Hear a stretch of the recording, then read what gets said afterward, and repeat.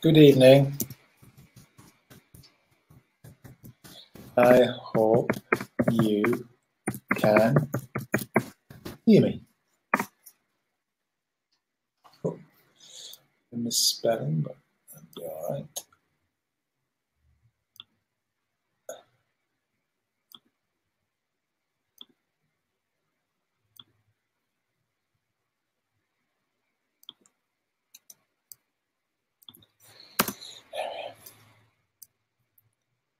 So hello guys. Just going to wait a few minutes, let people join. People just arrive, maybe from work.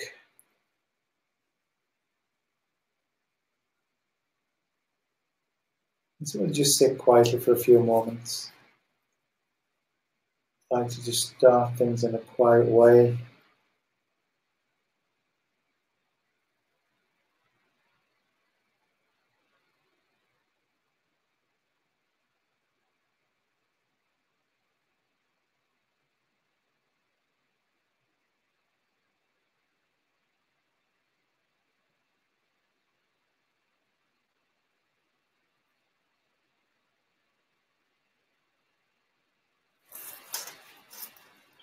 Just have a few quiet moments.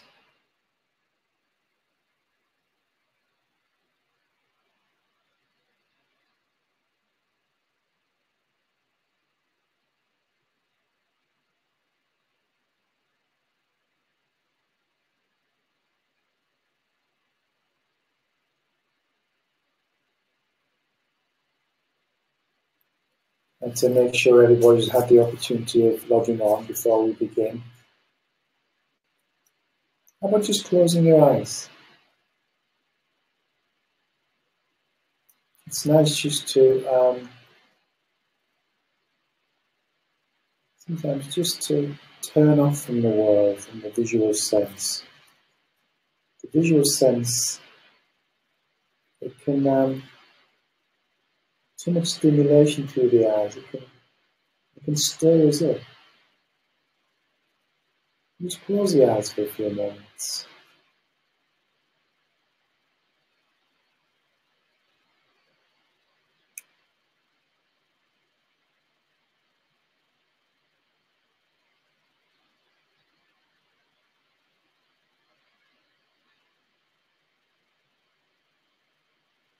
Having a little bit of quiet time.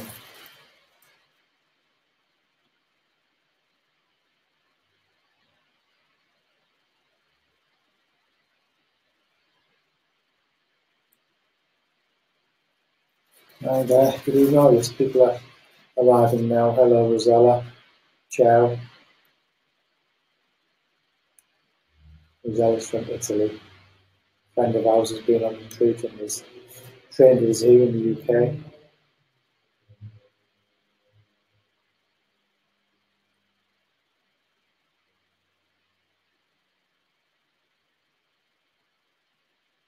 Yeah.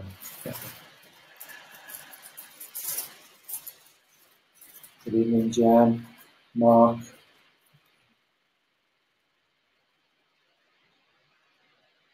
So this evening I just want to say a little bit, maybe just read out one or two sections from the book, guys. It was actually released on Amazon, I think, 3 or 4 days ago, and the Kindle was released yesterday.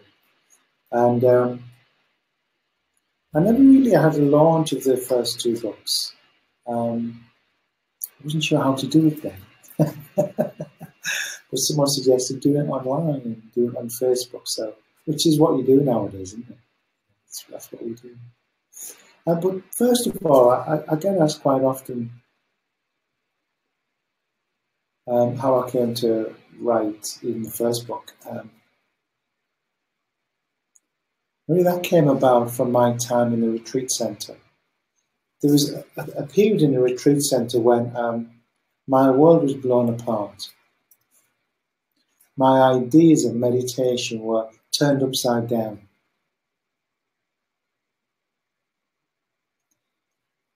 I've been practicing for a few years in a way of trying to get somewhere, trying to reach somewhere, trying to develop myself into this Superman, where I would never say anything wrong, I would never make mistakes, I would only feel pleasure, and I'd be ultra positive. And I practiced like that for a few years with some success, but it started to get frustrating. To cut a long story short, I decided meditation was always the attraction for me. So I went into the retreat center and I come across some teachings that just changed all that. It wasn't about who I was going to become, but about who I was, what was happening here. I was more interested in something that wasn't happening than how I would be in the future. But I wasn't exploring how I was, who I was. And I realized, like a thunderbolt after thunderbolt, that I'd been, meditation wasn't about getting anywhere. It was about who I am. It's about the meditator, not about some ideal. And as this happened and all came about, I started just writing my reflections and from my perspective, what meditation was. And I'm not a writer. I'm somebody who writes occasionally. I left school at 15. I had no qualification. I don't know what a pronoun is. It's that sort of, and conjunctives. And if people talk in those, I don't know. I'm learning Italian, Rosella. And if people talk about conjunctives and all, get grammatical with me, I'm lost. So I write in the same, and that's why we have an editor. Okay. But I started writing, and I wrote into the order journal. And people really liked what I was writing. And they said, to my dismay, or surprise, that it was well written. And it was suggested that I try and get it published. So that was how it all started. Now, when I left the retreat centre, I wrote an article for a magazine in Brighton, in the UK. And I kept on writing. I had 33,000 words. And then the woman who commissioned me to write the article contacted me, and she said, this was a word, we think the world will be a better place with a book by the Happy Buddha, because that was my pen name. Oh. And the ego went, ooh. And so we want 32,000 words. I had 33. I sent them, they liked them, and the rest is history. The latest one, this is the one if you haven't seen it. It's A Mindful Life. Who's this in the shower with me? How to get out of your head and start living. It's different from the other two.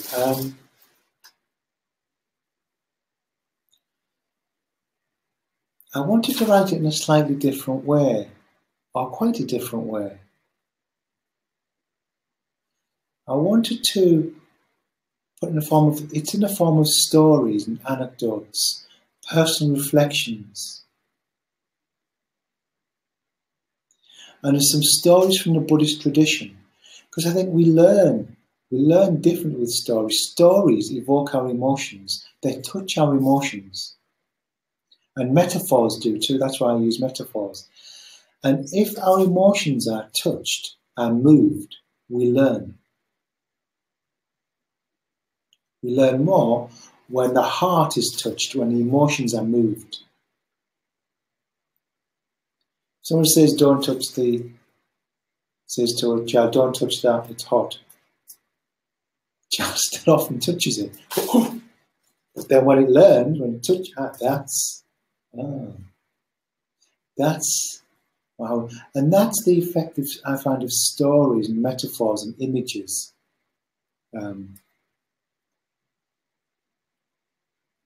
Yeah, I think we learn on a deeper level.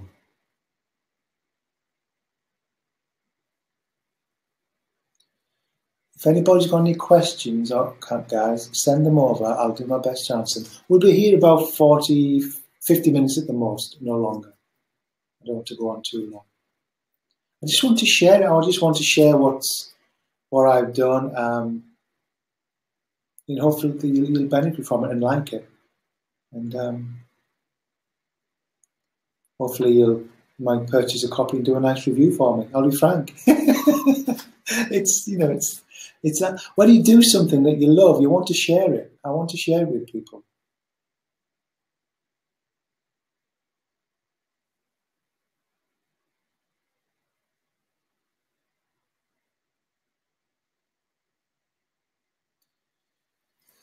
So someone peeked in it the other day, somebody, and their favourite one, they just put out, just looked at a few of them, and they said, his favourite one was a particular one. So I'm going to read it. Okay, I'm going to read this. It's just a short one. And what these are, guys, is it's a kind of a book you can leave on a coffee table or in the loo or by the bed, just to dip in and dip out. Dip in, pop out, like you do at the shops. You pop in and you pop out. And to be frank, those are the type of books I like. I don't like long-winded, sort of page after page after page of prose and text, and it's too much. I like little snippets. I like something to touch me, then I can reflect on it, and I can feel how it's affected me. And that's how I like to teach. A little teaching, then step back. Let that idea percolate, permeate,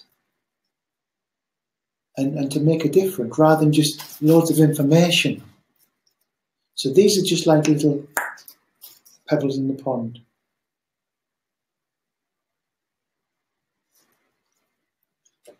So one that I particularly like this one too, but let's see what we make of it.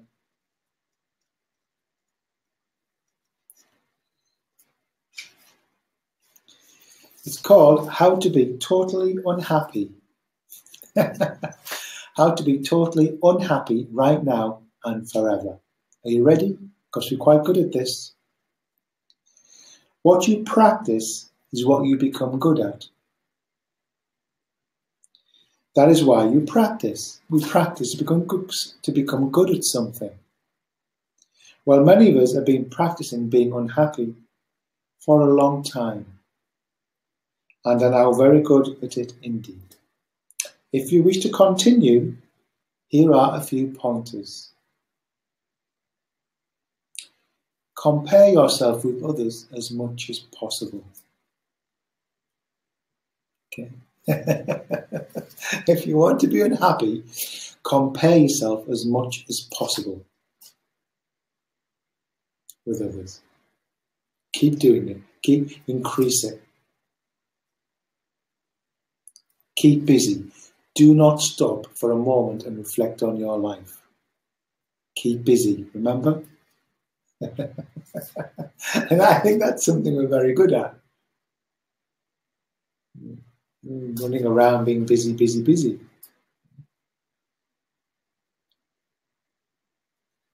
Keep complaining about almost everything and everybody. Just complain. If you're feeling good, start complaining, even in your own mind. Start complaining about it, and you'll see your mood comes down. If you want to really bring it down, really complain. Okay, really get into it. Keep saying yes to everything people ask you to do. Don't consider yourself at all. Do not do something that's good for you. Keep saying yes. Get really resentful. And of course, keep criticizing yourself and others. That's an obvious one. You have to do that. Okay? Just keep criticizing yourself. Take everything said to you very, very personally. Keep believing your thoughts. that will keep you there for a long time. You could believe your thoughts, that will really take you there. You stick to your thoughts. Never, ever, ever trust your intuition. In fact, you should go further. Even deny there's such a thing as intuition. Okay? Whatever you do, don't meditate. No quiet time, no reflective time, no contemplation, no thoughtfulness. You've been warned. If you want to be happy, don't do these. If you want to be unhappy, follow this list. Do your best to find happiness in pleasing others. Do what you think you should do. Follow your guilt. If guilt says you should do something, then do it. Don't inquire into your guilt. Just do what it tells you. Get in debt. It's a good one. See yourself as a victim in this world. A victim is just a victim. They're powerless. See yourself as powerless and a victim. Okay? Be a perfectionist in everything you do, even your relationships. When you get up in the morning, as soon as you wake up, start being a perfectionist. Okay? Get out of bed perfectly, walk perfectly. Most of all, never compliment. This is the last one, and this is the most important. Never, ever compliment yourself or anybody else. Never compliment anybody, and never, ever give anything away to somebody. Keep it. Just keep everything and don't give things away.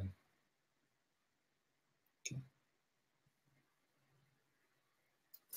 Now, of course, I couldn't leave it there, could I? You can't leave it at just... The actual next section is how to be a little happier right now and forever. Okay? I'm not going to read that right now. I'll do it in a little while.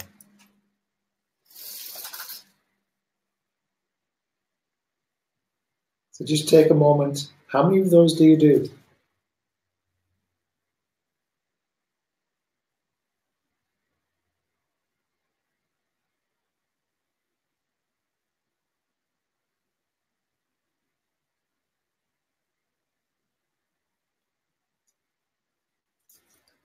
Never pause.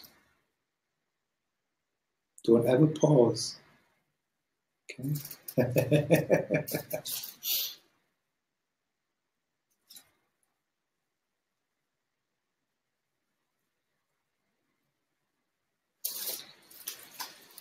So what it contains is, let me go right back to what's all this really about? This and the other books. What's this about?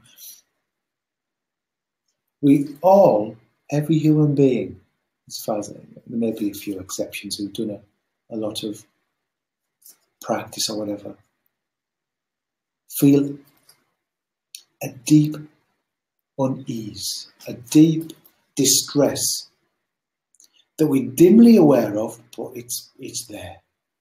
And it sits there. Like a deep agitation, a deep sort of uncertainty about life. It's like this, believe your thoughts are very powerful, yeah. Thanks, Mario.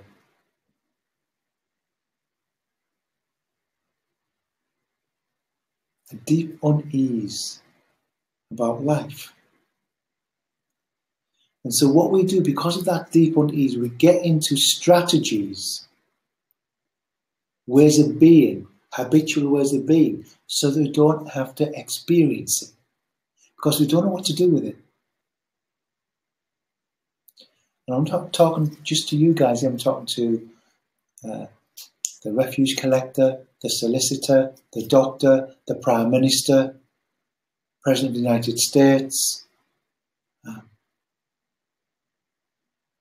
everybody, your neighbours. My dog, Jaya, I'm not talking to him. He wouldn't understand anyway, but I'm not talking to him. He doesn't have it.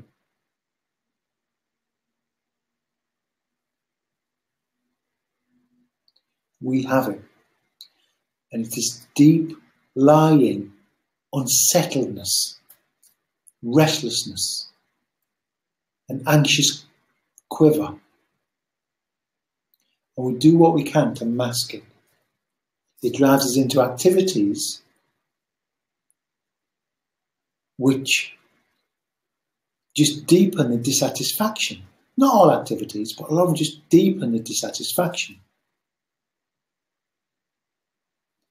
So I tell you, all what I do, all my work, my own practice, all my teaching, all my sharing, presenting, whatever you want to call it, I don't care what we call it, all my sharing of this book, is all about essentially what to do with that. I love it. I had some good teachers who took me right to that spot. That's what you need to work with. Stop all this messing around, trying to reach the top of the mountain, trying to be a perfect being, trying to be Superman, trying to be this, trying to be that. It doesn't work. That's what they're telling me. It doesn't work. It doesn't mean to say we don't have ordinary lives. Of course we do. I've got a beautiful wife and a great dog and a good job and a car and the iPad. We have all the... But we learn to seek happiness here. It's an inside job. And this, same as most of the good... I think it's a good book, but are about that very thing. So every story, every paragraph, everything in this book is looking at that. What do I do with this? With this? How do I work with this?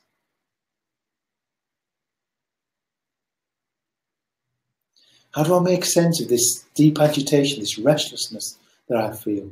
I don't know what to do with it. I hope Rosella's following me.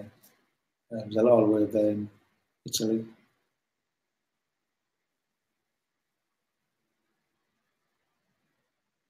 We have Magda, Mari from Finland.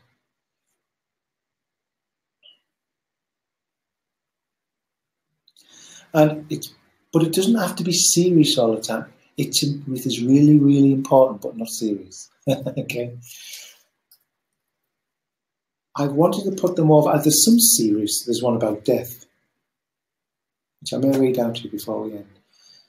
But there's humour in there. There's things like looking for the key. We look for the key in the wrong place. Imagine you lose your key in the back garden at midnight. Lose your key to the front door. Oh, so because it's dark, you go to the front garden underneath the lamppost where it's light and you look for it. So there's humour in there as well, okay? And I throw humour, that this predicament of life, this predicament we find ourselves in.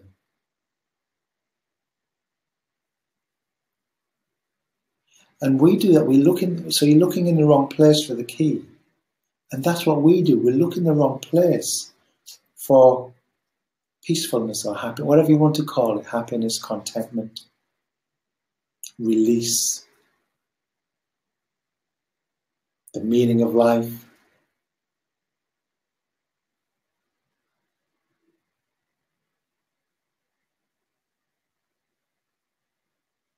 Okay. So every word of the books I read, I like Charlotte Joe Gobeck and other ones, are talking about this. They go right to the heart of the matter.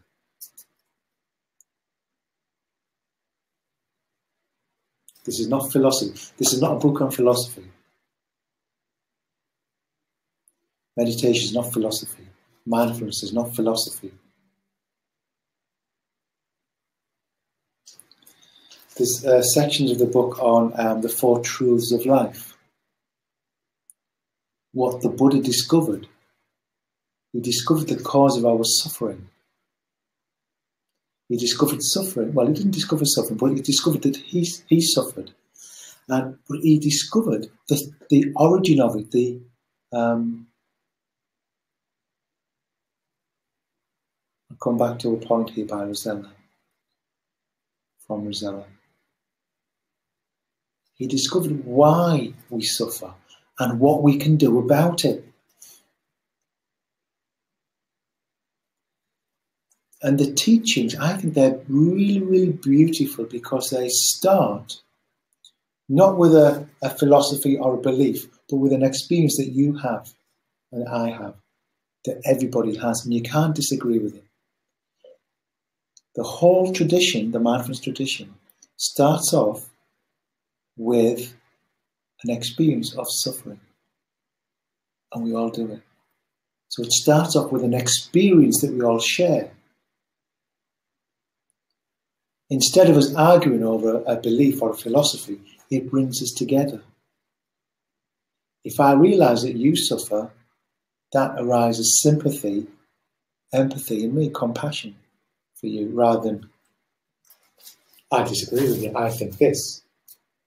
That's a realm of ideas. This is so beautiful, and it transcends ideas.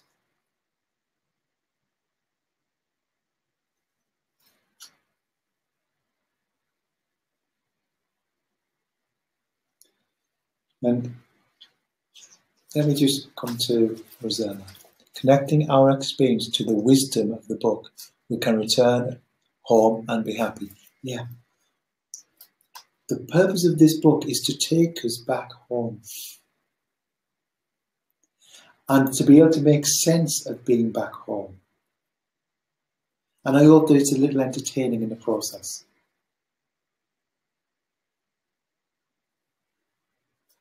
The first section, it's called, what exactly want to come? Oh, yeah. What's wrong with right now? Until you start thinking about it. It takes you through a practice of, right now, what's wrong with right? Try it. What's wrong with right now? Until you start thinking about it. That deep unease, we can learn to be with that deep unease. There's nothing wrong with it if we're not filling it full of it. If we don't get lost in the storyline about it. So we learn to be and to heal this deep agitation, this deep restlessness, this something.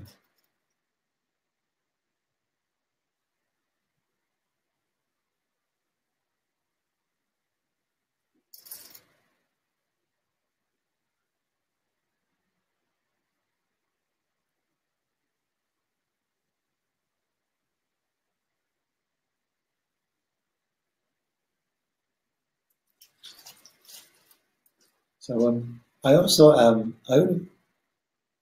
finished the book only a couple of months ago, and I finished it in Italy.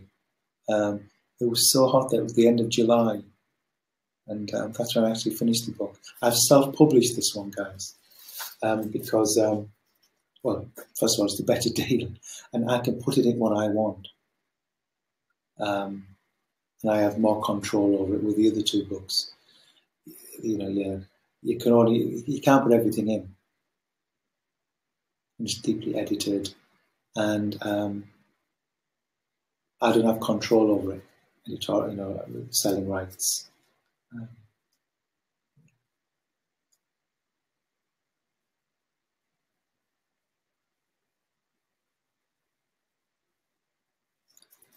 Is it coming as a Kindle version? It's out as a Kindle, Maria. It came out, I think it was yesterday morning. Yesterday morning. It came out as Kindle. So I just want to, I will probably, Kisa Gotami. This is one of my favourite Buddhist stories. There's some very serious Buddhist stories, and which I tell the story, then I extrapolate, I sort of go into the meanings, okay, and how they relate to our life in modern day. So I always keep it relevant for today. Because the mindfulness, this tradition is universal. It's for everyone. So this is Kisa Gotami and the mustard seed. During the Buddha's time, there lived a woman named Kisa Gotami. She had a young child, and one day the baby fell sick and died soon after. Kisa Gotami was so distraught that she refused to believe that her son was dead. She carried the body of her son around her village, asking if anybody could bring her son back to life. She went to a number of teachers, and each in turn said he or she couldn't help her. However, one teacher said to her that the Buddha could help her. So off she went to see him. Kisa Gotami approached the Buddha and asked him if he could bring her baby back to life. The Buddha said, "I can help you, but I need you to do something first." And it's so wonderful the way he handles this. "My Lord, I will do anything to bring my son back. I need you to go to that village over there and bring me a mustard seed, but it must be taken from a house that has not known death. Bring this seed back to me, and I will help you." Having great faith in the Buddha's promise, Kisa Gotami went from house to house, trying to find the mustard seed. At the first house, a young woman offered to give her some mustard seeds. But when Kisa Gotami asked if she had ever lost a family member to death, the young woman said her grandmother died a few months ago. She moved on to the second house. The husband died a few years ago. The third house lost an uncle, and the fourth house a daughter. She kept moving from house to house, but the answers were all the same. Every house had lost a family member to death. Kisa Gotami finally came to realize that there is no one in the world who had never lost a family member to death. She now understood that death is inevitable and a natural part of life. She took her grief to the Buddha and buried her son in the forest. Then she returned to the Buddha and became a follower. Now I love that story, and I'm going to say why. Why didn't he just say to her, "Kisa, my love, everybody dies. The world is impermanent. You need to get over it. Bury your son and get over it." Because it's what I talked about earlier, the power of story, but also the power of personal, direct experience. She had to see for herself. She had to feel it. That this happens to everybody. She didn't feel alone. After that, well, she felt connected to others. She didn't feel so alone in her grief. That's one thing. There's more in this, guys. I'm just going to pull out 2 or 3.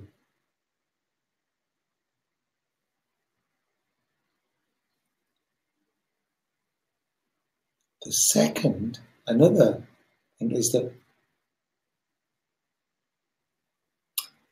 it gave her the opportunity to feel compassion. And compassion, 2 words. Com is to with, and passion is to feel with. So she allowed herself to feel with other people, to feel their grief.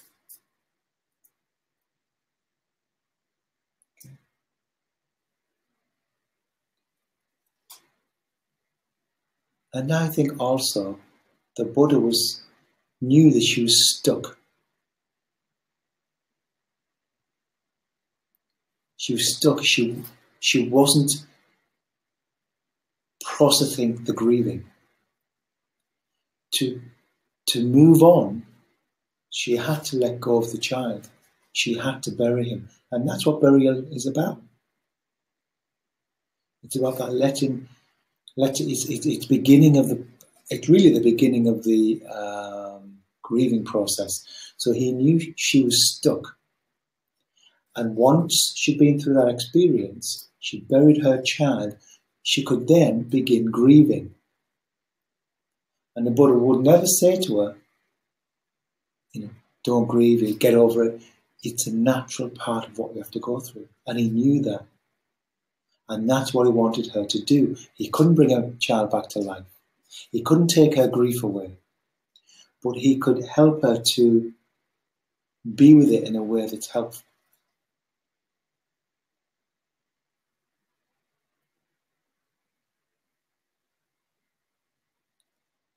Now, if our practice, our meditation practice, doesn't help us in these difficult times, and nothing more difficult than death, then for me, it's not worth it.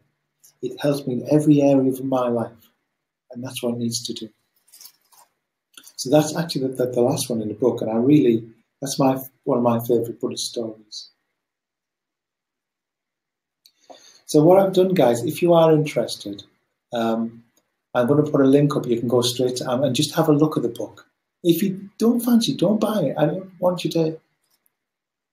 If you're interested, have a look. Okay. There's a link there.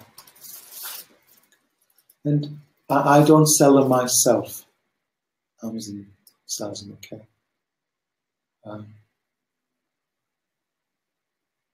Yeah. And maybe one or two other. There's the texting or nexting I've talked about in the past. That's a section. That's quite a humorous one.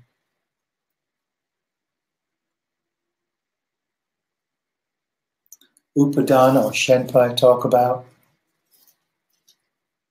And so just dotted with little stories, little anecdotes, images, and stories of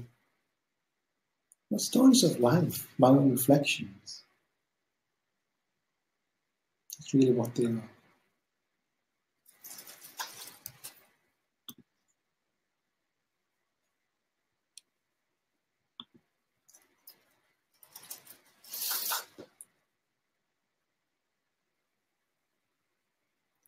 So if you want to send over any questions, guys, do so.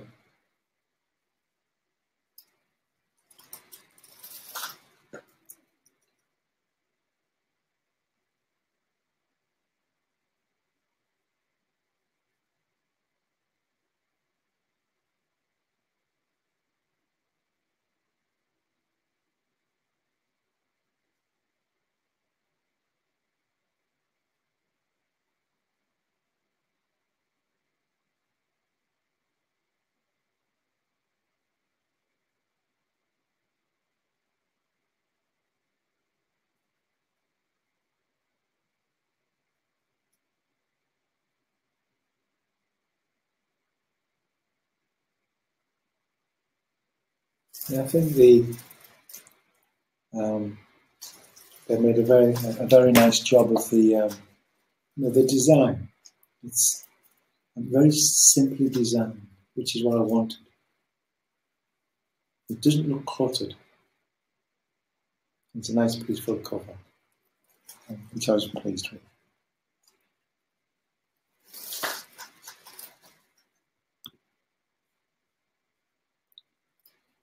John, how do I get a signed copy? Or where do you live, John?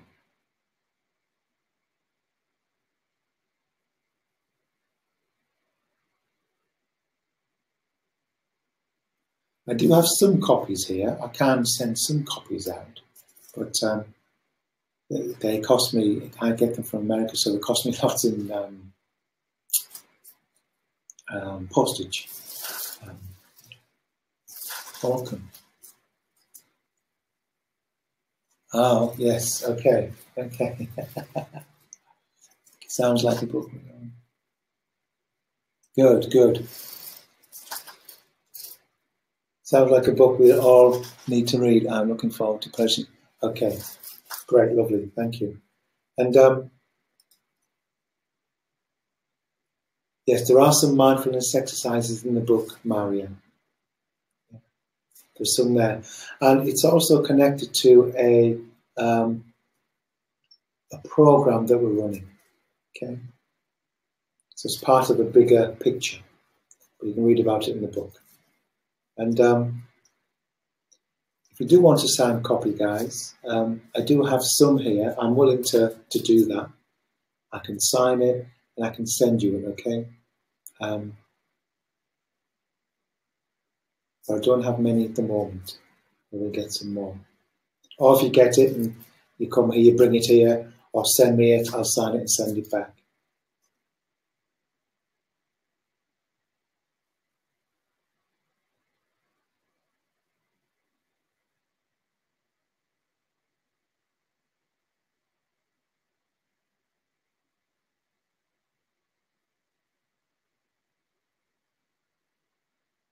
Okay.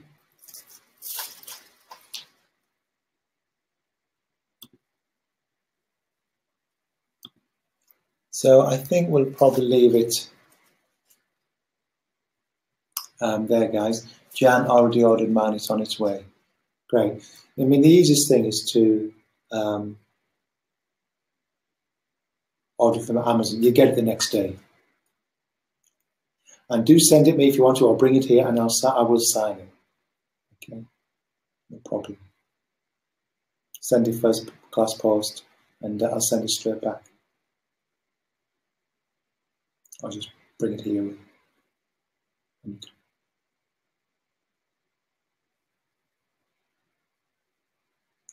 And thank you for coming, guys. Thank you for turning up. And buona notte. Got my Kindle version ready for my long haul. Oh, Mark. Oh, great. Lovely. Thanks.